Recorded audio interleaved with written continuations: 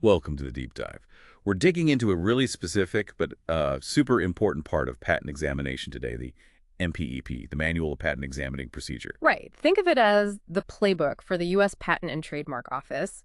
And today we're zooming in on Chapter 2100, patentability. And within that, Section 2114, which is all about functional language in claims for physical things, apparatuses, and articles. Exactly. It tackles how examiners look at claims that describe what an invention does, not just what it is. Okay, so functional language, Yeah. like saying a device for doing something, instead of a device with parts A, B, and C.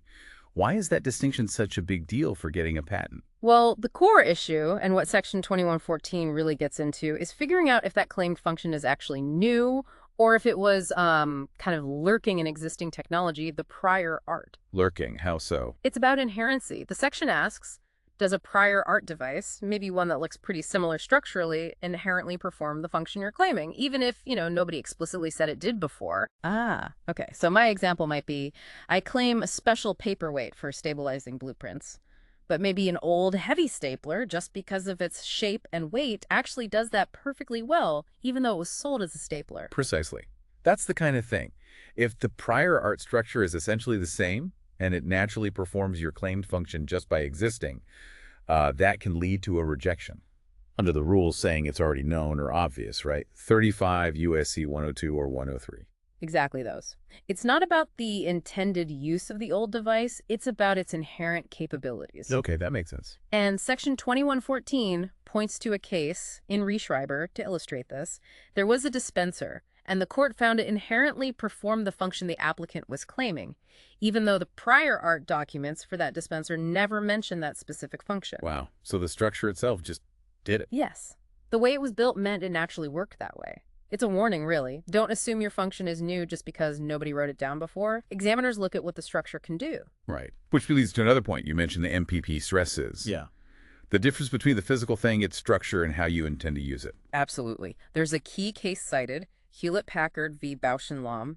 It basically says, apparatus claims define what a device is, its physical reality. Not what a device does. Correct. So if your claim limitations are really just about how you plan to use the device, that usually won't make it patentably distinct from prior art that has, fundamentally the same structure. So back to my blueprint stabilizer. Yeah. Just saying it's for stabilizing blueprints doesn't help if the structure is just a generic heavy block that already exists. That's the idea. The intended use doesn't typically create a patentable difference on its own.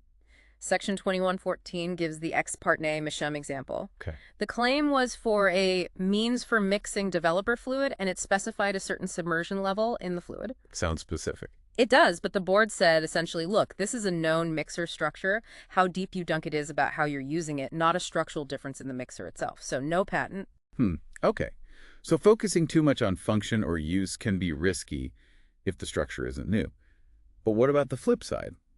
What if my invention does have a unique structure, even if the function sounds a bit like something else? No, that's a critical point. Section 2114 makes it very clear. Even if a prior art device seems to perform all the functions you list in your claim can still be patentable if there's a genuine structural difference. So structure can still win out over functional similarity. Yes. Decisions like Donaldson and Robertson really emphasize this. You need to show structural difference, especially with means plus function claims. Right, those means for claims. Oh. They sound inherently functional. How does structure play in there? Well, means plus function language covers the specific structure you actually describe in your patent application for performing that function and its structural equivalence. It's not just any way of doing the function. Okay. So just because some old device performs the same general function doesn't mean it anticipates your claim. It has to be structurally the same or equivalent to what you've described. Gotcha. Is there an example for that? Yes, the Robertson case is a good one. It involved diapers. The prior art had a diaper with 2 fastening tabs. Standard. Right, but the patent claim required 3 separate fastening elements. Even though both designs achieved the function fastening the diaper, the court said the prior art with 2 tabs didn't anticipate the claim needing 3 distinct structural elements. The number of elements, the structure, was key. Exactly, that structural difference mattered. Okay, this is definitely complex. Let's shift gears slightly. What about software? Computer-implemented inventions. So much of that feels like it is defined by function what the code does. You're right, and that's a huge area. Section 2114 gives it special attention. Functional limitations in computer inventions get pretty close scrutiny, especially if the function isn't clearly linked to specific hardware or a particular software structure. Leaving it. Meaning broad functional terms like, say, a processor coupled to receive data can be interpreted very widely. Cases like Translogic and Intel VITC basically said language like that could cover any structure capable of receiving data. That sounds dangerous for an applicant. It can be. If the prior art shows any way to receive data and your claim just says coupled to receive without more structural detail about how or what, you might face a rejection. So the function needs a more concrete structural anchor, even in software. Often, yes. But there's an exception noted, citing Nozomi v. Nokia.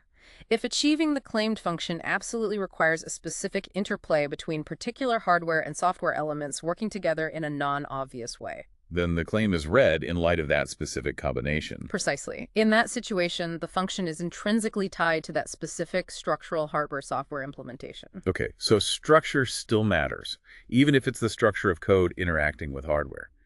Now, what about obviousness? Not identical prior art, but maybe just combining known things. How does function play into that? Yeah, obviousness is a major hurdle. Section 2114 guides examiners here, too. A key takeaway from cases like Leapfrog and KSR is that you can't typically just take a known manual process, automate it using a standard computer and, common programming techniques, and expect a patent. So making a manual calculation automatic using Excel doesn't cut it. Generally, no, not unless there's something inventive in how you did it, or it produces a result that was genuinely unexpected or unpredictable.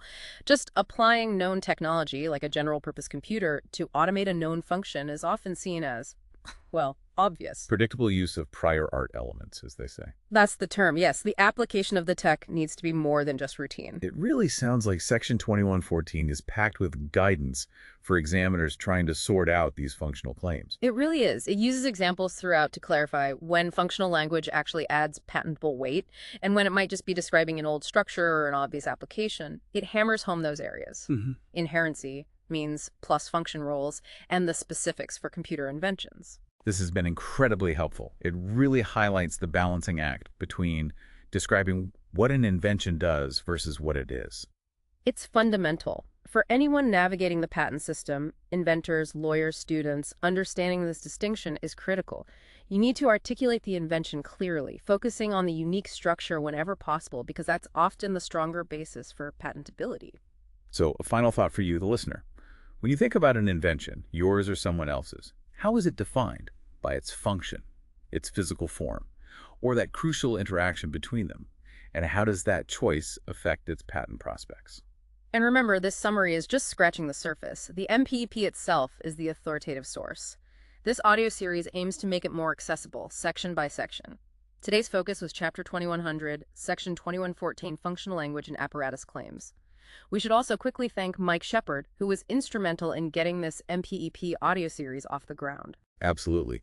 And just a necessary disclaimer, this summary was generated using AI tools and is for educational purposes only. It's not legal advice.